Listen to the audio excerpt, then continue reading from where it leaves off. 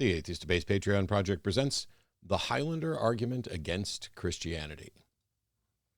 So I'm going to tell you a story of an argument that I started working on and even started telling people about, called the Highlander argument against Christianity, and why you're probably not going to hear me talking about it much, or at least not in the way that it was originally intended. It occurred to me that the images that we have of sword-bearing angels and the Bible constantly talking about swords and swords and swords and angels with swords and flaming swords and all of this really reflected the mindset of the time and was pretty absurd. If you have a God that is timeless, there's no reason why it should be relying on archaic technology like a sword. And yes, before we go any further, somebody's going to be like, oh my God, listen, honey, come here quick. This atheist idiot is taking something literally that we take metaphorically. Yes, I realize that you can take a number of things metaphorically. The problem is that if it's literal and it's meant to be literal and serious, it's incredibly stupid. And if it's metaphorical, that doesn't fix the problem. It fixes a problem, but it doesn't fix the core problem. But as it turns out, in researching this, I had images in my mind, as many of you do, and this may be a video unto itself, that aren't biblical. Now, I'm somebody who was steeped in religion from the time I was 4 or 5. I've read the Bible all the way through many times. I've studied it. I can quote parts of it. I don't know it as well as some people. I'm not going to pretend to be the expert, but all of us take in messages about Christianity, kind of meta-Christian things and meta-biblical things that just enter pop culture. And the imagery, the beautiful paintings in these ancient churches of angels with swords and all of this, we take the imagery in, and if it's not viewed as literal, it's viewed as something that's quasi-literal, like it made sense at the time, or it was for those people. But when you dig in and you actually start reading through the Bible, which I did, and I use a tool here that if you look for the word sword in the Bible, there's like 300-400 examples of that, but it's rare, if not impossible, to find a verse that specifically talks about an angel with a sword in a clear way. So, for example, Genesis chapter 3, verse 24 talks about the flaming sword which turns every way, and the cherubim that were placed out there. Essentially, after Adam and Eve had been kicked out of the garden was protected by cherubim and a flaming sword which turned every way. Now, that's kind of silly. Why on earth would you need to protect the garden? Why haven't we found it? We don't know where it is. We probably should do another video talking specifically about the Garden of Eden and the history of people looking for it. But it's silly to think that God would need to put up guardians with swords for anything, let alone the tree of life in the Garden of Eden, which we can't seem to find anyway. And the reason for that is God is supposedly everywhere, knows everything, knows what's going on, knows what's going to happen. There's no one who could get anywhere near the Garden of Eden that God couldn't just whisk away, give them a strong delusion, give them over to, delusions, make them not see stuff, make them not find, whatever. God could hide it in many different ways that would never result in anyone finding it. But it seems silly to protect it with cherubim. Now people, if they were to see this, they'd be like, hey, one of those weird creatures, and why is there a flaming sword over here? And that just almost draws attention to it. There are trees in the woods in Tennessee that nobody's ever going to see. Put it there. And I love Tennessee. I'd love to go out and hang out in the woods out there. But, when you've got a big forested area, there's stuff that people aren't going to find. And you could make it weirdly invisible or whatever. But to put guardians in front of it was weird. And that's the first spot where we get this notion of either angels with swords, like possibly holding on to them, or angels as protectors and a flaming sword as protector. 2 Chronicles 32:21, Jehovah sends an angel to cut off all the mighty men of valor in order to save Hezekiah. but maybe they don't do it with a sword. It doesn't expressly say that they came down with that sword to do that. Maybe they smited them in some other way with some holy instrument. But that raises the question of, why would God need to send an angel with or without a sword? If God's everywhere and knows everything, why couldn't he instantly just kill those men of valor, make them die, make them cease to exist, make them trip and fall and fail, make them weaker so that they're easier to kill, give Hezekiah, strength and power and a bigger army, or guide things according to his plan in some way that it doesn't require him to send angels down to protect a human? If God's everywhere and everything and knows everything, he should be able to do something like that.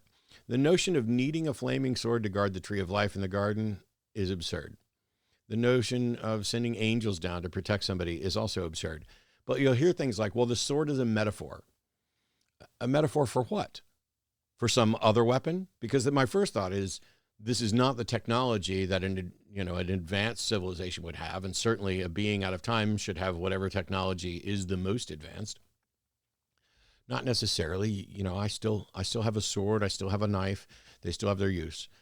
But what's in a metaphor for? Some other weapon? Why would we need a weapon? Is it a laser weapon, a lightsaber? Is it a plasma torpedo? Is it a molecular wire that you could use to decapitate someone? I don't know why we would need a metaphor for a weapon at all.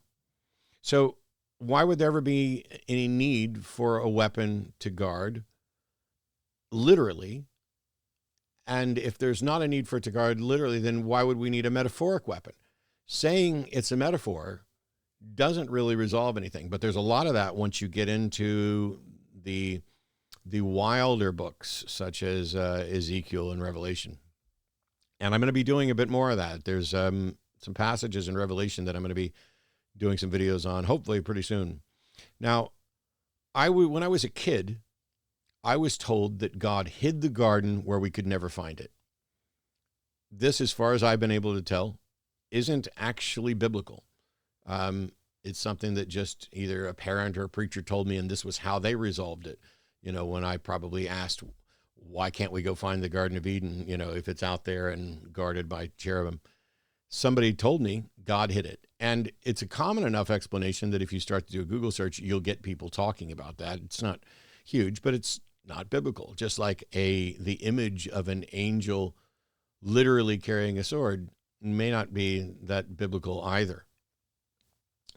And so if God hid the garden, then why tell us where it was and how it was at the head of 4 rivers? And those rivers don't make any sense because we know the names of some of them and where those are, but we don't necessarily know the others.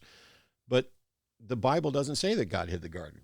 Revelation has the tree of life in heaven as if it's a real tree that gives everlasting life, as if God can't give everlasting life without a tree, or at least there would be no reason for there to be such a tree if God can just give everlasting life. God can do anything that is possible, and he's got a plan, and everything happens according to his plan. So much so that there's a story in the Gospels. This is one of the few stories that exists in both the 3 synoptic Gospels and in John.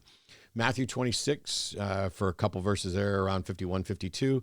Mark 14, 47, Luke 22, 49 through 51, and John 18, 10. All tell the story of when Jesus is being arrested, and someone in Matthew draws a sword and cuts off the ear of the servant of the high priest. And Jesus tells him to put away his sword because those who take up the sword will die by it. And when I read that passage in Matthew, I'm like, that's it? This guy just cut off somebody's ear? Someone who was just doing what they're told, a servant of the bad guy doing what they were told, and he got his ear cut off, and there's no punishment, there's no chastising, there's just, hey, put your sword away because those who live by the sword will die by the sword. This dude just lost an ear and is ignored. That was the real harm that was done here to anybody. Now, Jesus continues that story in Matthew by saying, I don't need your protection. Don't you think that if I called out to God, my Father, he would send down a dozen legion of angels? Which is also really weird because this is an event, Jesus being taken in order to be killed is an event that needs to happen and is part of God's plan. Jesus acknowledges that if he wanted to, God could send down angels. Now, that's when my Highlander argument turned into the angelic argument against Christianity, because how silly of Jesus to think that legions of angels would be needed. If you reached out to God, he could just kill these people instantly, wipe them off the plate, delete them, make them invisible, make them incapable of doing anything. All of those things are possible. There would be no reason to send legions of angels. And so maybe that's a metaphor too, which means maybe angels are just metaphors. And this is the way I was going, moving the Highlander argument into something closer to the angelic argument against Christianity. And it's silly that Jesus says this. Now, in the story version in Mark, the Legion of Angels remark isn't there. In Luke, they start by asking if they should smite somebody with a sword. And in Luke, that's the only gospel where Jesus heals the guy's ear after it gets cut off. So that might alleviate the need for punishment. I don't know why the others wouldn't mention the miracle of Jesus healing someone's ear that had just been cut off. And in John 18:10, we learn that it's Simon Peter who cuts off the ear. And we even learn the name of the servant is Malchus. So depending on which gospel you read, things get a little more specific. And Jesus tells him to put up the sword because it's God's plan. The cup which my Father hath given me, shall I not drink from it? No healing, no angel threat in Gospel of John. Now, when I moved on to dealing with angels here, the question then became, why do angels have wings? Cherubim have 2 wings. Seraphim have 6 pairs of wings. Though most of these descriptions seem to come from the bizarre books of Ezekiel and Revelation, as I mentioned earlier, and I'll be doing more about those books a little later. But can't God just make something fly without wings? I mean, the animals that have wings here on Earth, it has to do with aerodynamics. Birds have hollow bones and these feathers, and the wing structures allow for lifts. And the same thing is kind of true for bats, who are basically flying rats. And it's all about the physics of flying. But God can make anyone levitate and fly, presumably, without wings. So why would angels have wings? Well, you have to understand, this was written in the understanding of the time. Maybe it was just a metaphor. Maybe they didn't have physical wings. Maybe that's just how they described something that could fly around. I think that if you saw an angel flying without wings, it would be much more accurate and much more interesting to write down that this being flew without wings. Because at that point, nothing flew without wings. From the bugs and insects that fly to the birds in the sky, they're wings. And so that they just associated wings with flight. It would be more of a miracle, more impressive to say, here's a being that is flying without the aid of wings. How do you explain that if not, by God? But that would make sense. See, God can do anything that is possible, supposedly, yet he does nothing. With God, there should be no need for weapons, real or metaphoric. No need for angels, winged or unwinged. Because God doesn't need helpers. He doesn't need advocates. He doesn't need a tree of life to give life. He doesn't need a tree of knowledge to give knowledge. There's no need for slaughtering animals as sacrifice or substitutionary atonement, because God, who can do anything, should just be able to forgive. But that would make sense. That would mean that the powers of God weren't always in conflict with the stories of God. There's a terrible film, Highlander 2, and they attempt to take a decent but flawed science fiction story in Highlander 1 and give a background explanation for things by making them aliens. My apologies to everyone who I've offended. I hate it too. It already didn't make sense that we'd be having sword fights, cutting off people's head in some sort of cosmic tournament to get the one person who was going to become immortal. But they made it worse. They made it worse by attempting to add details and explain more. And that's pretty much what the Bible does when it diminishes a God or the God by giving him servants with wings and advocating for real or metaphoric swords. And when people respond with, "Oh, you just don't understand. It's all part of God's plan. You're just taking it too literally." No, it's bad fiction from long ago. Don't try to retcon it. Just move on. Your storybook is silly and represents the silly thinking of the people of its time, not an all-knowing, all-wise God, not anyone with an advanced understanding, which is why the science fiction of today is much better and will still be laughable, I would hope, in 1,000 years. Take care.